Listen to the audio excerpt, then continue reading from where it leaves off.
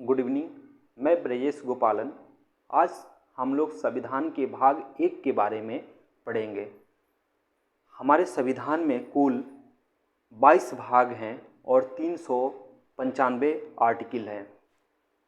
जब हमारा संविधान पूर्ण रूप से बनकर तैयार हुआ उस टाइम भी हमारे टोटल अनुच्छेदों की संख्या 395 थी और आज भी 395 है। हमारे संविधान में बहुत सारे अमेंडमेंट हुए हैं और बहुत सारे चेंजिंग हुआ है, लेकिन जो क्लॉजेस जो उसमें हैं उसको घटाया या बढ़ाया गया है। हमारे संविधान के नंबरिंग को घटाया या बढ़ाया नहीं गया है। तो सबसे पहले हम आर्टिकल 1 को देखते हैं। आर्टिकल 1 कहता है India that is Bharat shall be union of state. इस आर्टिकल 1 में ही भारत को, इंडिया को भारत करने का हमें अधिकार मिलता है। या हम इसका 2 नाम हम देख सकते हैं यहाँ से अपने संविधान में, India along with the Bharat. Bharat shall be union of state. Union शब्द को समझने के पहले हमें 2 और टर्म को समझना जरूरी है। First, confederation.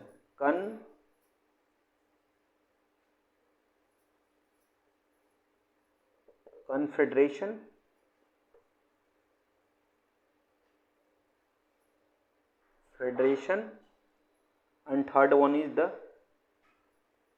union. It means परिसंघ।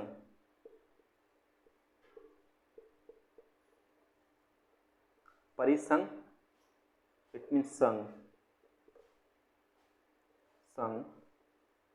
it means also संघ। तो ये 3 प्रकार के हमारे कंट्री होती है।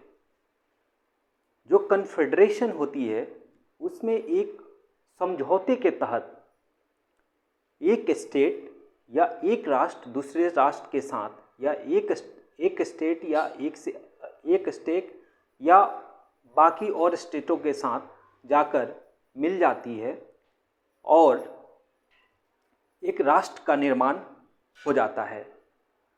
तो इस तरह का जो राष्ट्र का निर्माण होता है, इसमें यदि कोई स्टेट चाहती है हम उस स्टेट से अलग होना, उस राष्ट्र से अलग होना, तो वो इजीली हो सकती है। लेकिन फेडरेशन जो होता है, फेडरेशन में जब एक स्टेट जब दूसरे राष्ट्र से या दूसरे स्टेट के साथ एक राष्ट्र का निर्माण होता है, तो वहाँ से अलग होना थोड़ा सा डिफ़िकल्ट होता है, क्योंकि ये एग्रीमेंट के तहत एक स्टेट दूसरे स्टेट मिलकर एक राष्ट्र का निर्माण करता है। जो यूनियन है ये कहता है कि यूनियन ऑफ स्टेट। जब यूनियन के तहत जब कोई स्टेट जुड़ जाता है और एक राष्ट्र का निर्माण करता है, तो अलग होना बहुत ही मुश्किल नहीं, नामुमकिन हो जाता है, क्योंकि यूनियन बहुत ही पावरफुल होती है। और एक खंड, यदि हम भारत की बात करें तो भारत जो हमारा यूनियन ऑफ स्टेट है, जो कि इस आर्टिकल 1 में कहता है, और हम इसको कोई भी राज्य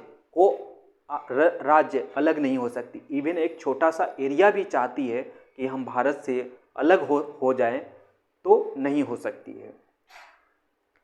हम यदि जम्मू कश्मीर की बात करें, कुछ साल पहले जम्मू कश्मीर जब हमारे देश के साथ जुड़ा था, तो वो फेडरेशन के तहत जुड़ा था, एक एग्रीमेंट के तहत जुड़ा था।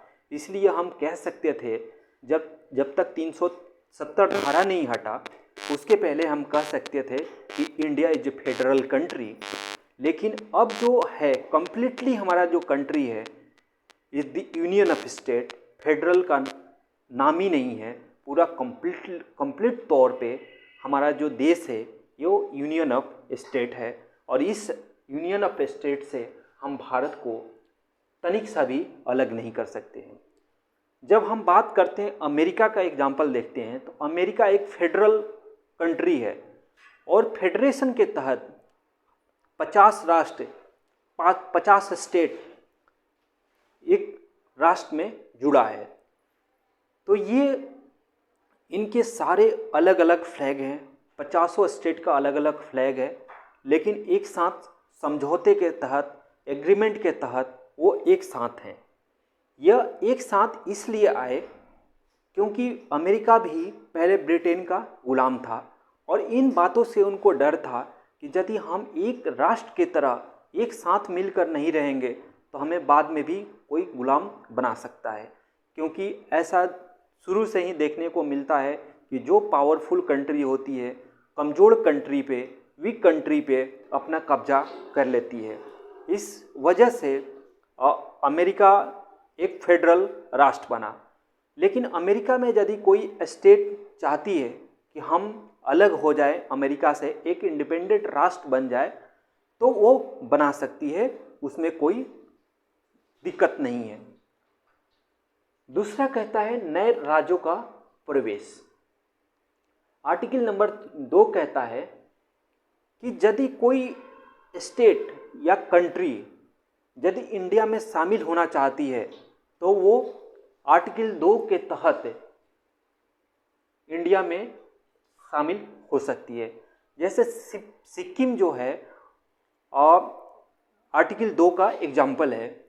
1975 के पहले 1959 में चाइना और तिब्बत के साथ युद्ध हुआ और युद्ध होने के बाद जो चाइना थी वो तिब्बत के लोगों को सबको अलग अलग डायरेक्शन में भेजने का काम किया।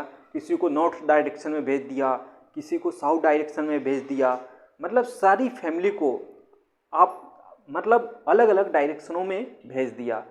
इसके वजह से सिक्किम जो था बहुत ही उसको डर था कि हमारी भी जो फैमिली रहती है, हमारे भी जो समाज के लोग रहते हैं, उनको अलग अलग जगहों पर भेज देगी। इस वजह से 1974 में 34वें संविधान संशोधन के तहत उनको शामिल करने का एक परमिट मिला और वो एक नए राज्य पूर्णतः रूप से इंडिया में शामिल नहीं हुए। एक साल के लिए वो ट्रायल बेस पे थे कि हमको इंडिया में रहने पे हमें कोई आपत्ति तो फ्यूचर में नहीं होगी। जब वन ईयर कंप्लीट हुई तो उनको लगा कि नहीं, इंडिया हमारे लिए बेस्ट है। इसलिए 35वें संविधान संशोधन के तहत 1975 में जो सिक्किम था इंडिया में पूर्णतः राज्य के तौर पे शामिल कर लिया गया। This is the best example of article number 2। Article number 3 कहता है नए राज्यों का निर्माण। नए राज्यों का निर्माण, इसका मतलब ये है कि यदि कोई भी राज्य से दूसरा राज्य बनाना चाहती है, हमारा पार्लियामेंट या मतलब हमारे संसद चाहती है तो वो बना सकती है, उसके पास पावर है। जैसे जैसे जैसे बिहार को झारखंड को अलग कर दिया गया इन 2000 में। मध्य प्रदेश से, एमपी से छत्तीसगढ़ को 2000 में अलग कर दिया गया। फिर यूपी से उत्तराखंड को अलग कर दिया गया 2000 में। तो आर्टिकल 3 में पावर है कि हम नए राज्यों का निर्माण कर सकते हैं, सीमा उसका कम कर सकते हैं, सीमा को बढ़ा सकते हैं या घटा सकते हैं। किसी भी राज्य का हम सीमा घटा या बढ़ा सकते हैं, नाम हम चेंज कर सकते हैं, क्षेत्र को हम कम या ज़्यादा कर सकते हैं।